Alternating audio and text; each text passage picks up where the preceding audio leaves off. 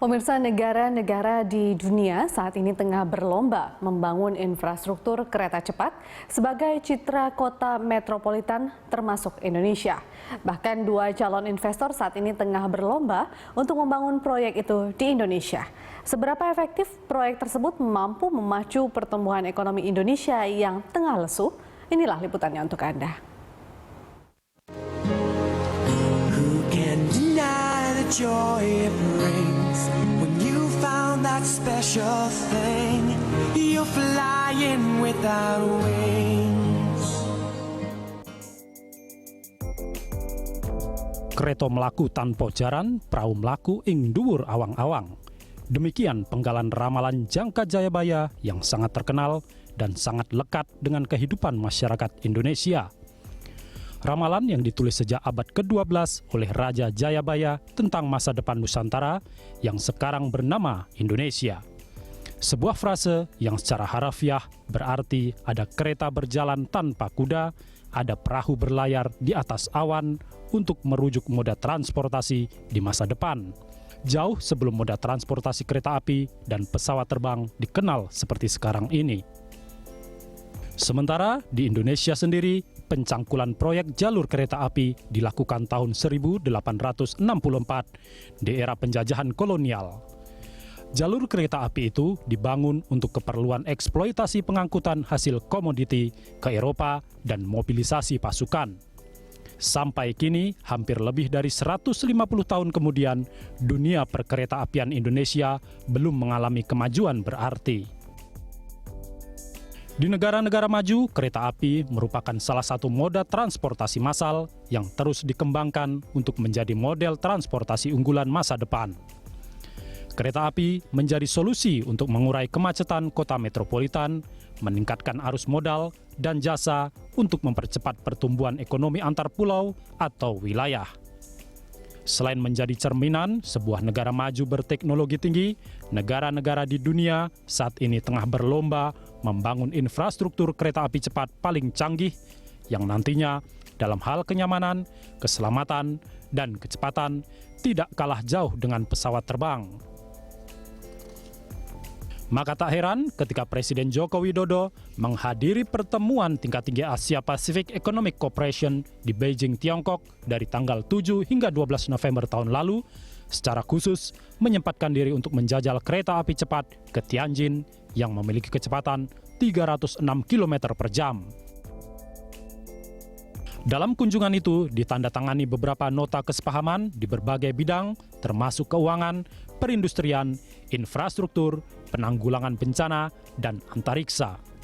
Berdasarkan data Badan Pusat Statistik (BPS), terlihat ekonomi Indonesia pada triwulan 1 tahun 2015 hanya tumbuh 4,71%. Pertumbuhan itu melambat dibandingkan dengan periode yang sama tahun 2014 sebesar 5,14%. Kelesuan ekonomi tak bisa berlangsung berlarut-larut.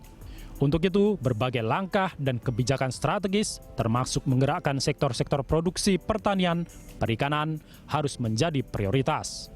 Dengan demikian, mampu menarik gerbong dan memacu pertumbuhan ekonomi Indonesia, serta membuka kesempatan lapangan kerja lebih luas. Langkah Jokowi dimulai dengan meluncurkan program pembangunan listrik 35.000 MW sampai 2019.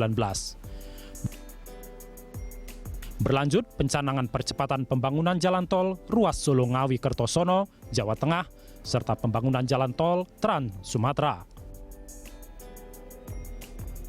Like the empires of the world unite, we are alive, and the stars make love to the universe. You're my wildfire every single night. We are.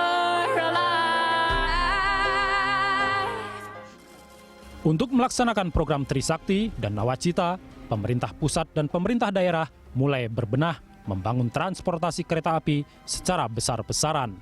Di 5 pulau besar, pembangunan itu mulai dilakukan dari kajian kelayakan hingga konstruksi fasilitas kereta api. Tahun 2015 ini, pemerintah juga akan membangun kereta ringan metropolitan dan kereta cepat di Jakarta. Pembangunan kereta cepat massal Mass Rapid Transit MRT yang telah dimulai tahun 2013 juga segera dilanjutkan dengan pembuatan terowongan kereta dalam waktu dekat. Tidak tanggung-tanggung, pemerintah mengalokasikan dana lebih dari 18 triliun rupiah.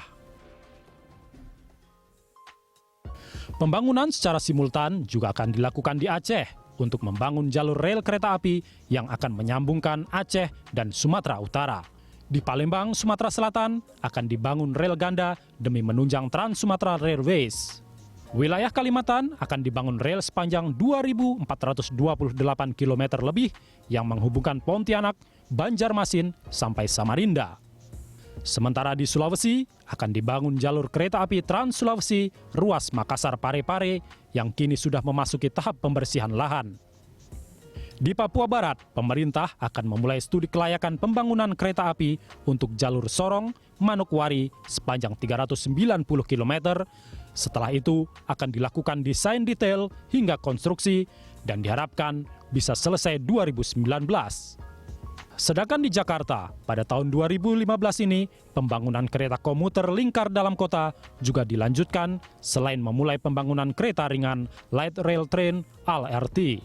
Rute Bekasi Timur, Cawang, Cibubur Cawang, dan Cawang Dukuh Atas. Direncanakan fasilitas itu akan bisa digunakan tahun 2017. Ada pula rencana pembangunan kereta cepat High Speed Rail HSR dari Jakarta ke Bandung. Ide Jokowi mengenai pembangunan kereta api cepat rute Jakarta-Bandung meskipun dari sisi bisnis menguntungkan, tapi dalam pandangan peneliti Pusat Studi Transportasi dan Logistik Universitas Gadjah Mada, Lili Wahid Budi Susilo, melihat investasi yang sangat besar untuk pembangunan kereta cepat perlu dipikirkan secara mendalam. Pendapat senada juga terlontar dari pengamat transportasi dari Institut Teknologi Bandung, Ade Syafruddin, yang mengatakan daripada fokus pada kereta api cepat, pemerintah sebaiknya memberikan perhatian lebih banyak pada perbaikan infrastruktur yang lebih mendesak, perbaikan pelayanan kereta api, hingga reformasi keselamatan transportasi. Namun bagi Wali Kota Bandung, Ridwan Kamil, pencanangan proyek kereta api cepat Jakarta-Bandung sangat baik. Menurut Kang Emil, proyek itu dinilai mampu meningkatkan konektivitas, mengurangi kemacetan, serta dapat memacu pertumbuhan ekonomi di Kota Bandung, Jawa Barat. Bahkan dirinya ingin pemenang lelang proyek itu bisa memperoleh konsesi untuk sekaligus mengelola proyek monorel di Bandung. Namun bagaimanapun juga, the show must go on. Pemerintah nampaknya tetap ingin merealisasikan kereta api cepat tersebut. Kesempatan itu nampaknya tidak disia-siakan dan mendapat tanggapan serius dari pihak Jepang dan Tiongkok yang sama-sama menawarkan teknologi modern kereta api cepat untuk dibangun di Indonesia. Tawaran-tawaran pembiayaan, pelatihan, alih teknologi, dan lobi-lobi terus dilakukan oleh kedua negara. Bahkan secara khusus, perwakilan dari Tiongkok, Menteri Komisi Pembangunan dan Reformasi Tiongkok, menyampaikan presentasi mengenai hasil studi kelayakan rencana pembangunan kereta cepat kepada Presiden Joko Widodo di Istana Merdeka. Hal lain yang ditawarkan Tiongkok adalah pembuatan joint venture dalam menggarap proyek itu dengan saham akan dimiliki Indonesia sebesar 60% dan Tiongkok 40%. Seolah tidak mau kalah langkah dengan rivalnya, bulan Juli lalu pihak Jepang juga mengirimkan utusan khusus Perdana Menteri Jepang Hiroto Izumi untuk menemui Presiden Joko Widodo. Di dalam proposal studi kelayakannya, panjang jalur kereta api cepat yang ditawarkan Tiongkok yaitu 150 km dan memiliki kecepatan 350 km per jam. Ditargetkan, proyek ini akan mulai groundbreaking Agustus 2015 dan selesai pada tahun 2018. Sementara itu, Jepang menawarkan pembiayaan murah sekitar 33,75 triliun rupiah atau 75% dari total proyek dengan rencana panjang proyek 180 km. Jepang menargetkan pada tahun 2021 kereta cepat sudah dapat dioperasikan. Meski dua investor telah mempresentasikan tentang proposal proyek kereta cepat Jakarta-Bandung, namun pemerintah Indonesia hingga kini masih belum menentukan sikap. Pemerintah masih akan menelaah dua proposal yang masuk, baik dari Tiongkok juga Jepang. Pemerintah juga akan memilih 11 konsultan dari lembaga internasional yang bertugas mengkaji proyek secara kelayakan. Beberapa aspek menjadi pertimbangan pemerintah untuk memutuskan investor yang dilibatkan, seperti pemakaian kandungan lokal dan kualitas barang. Usai menemui Presiden Joko Widodo di Istana Merdeka Jakarta, delegasi pemerintah Tiongkok kembali menggelar pertemuan dengan Wakil Presiden Yusuf Kala terkait proyek kereta cepat. Selain proyek kereta cepat, Tiongkok juga menawarkan proyek terkait pembangunan kelistrikan untuk Indonesia. Yusuf Kala menyatakan pemerintah akan segera mengevaluasi tawaran investasi rencana proyek kereta cepat yang ditawarkan dua negara, yakni Tiongkok dan Jepang. Iya, itu kan nanti kita akan evaluasi pemerintah evaluasi. Belum, justru karena perlu dua-duanya dievaluasi. Bagi Jepang dan Tiongkok, nampaknya Indonesia dinilai sangat strategis, bukan hanya dari populasi penduduknya yang sangat besar, tapi keberhasilan mereka di Indonesia bisa menjadi tolak ukur dalam memasarkan produk kereta cepat berteknologi tinggi ke negara lain. Indonesia menjadi pihak diuntungkan karena mendapat tawaran yang kompetitif, tetapi sekaligus membuat Indonesia berada pada posisi sulit. Indonesia membutuhkan peran kedua negara di beberapa urusan dalam negeri lainnya dan global, sehingga keduanya tak bisa diabaikan.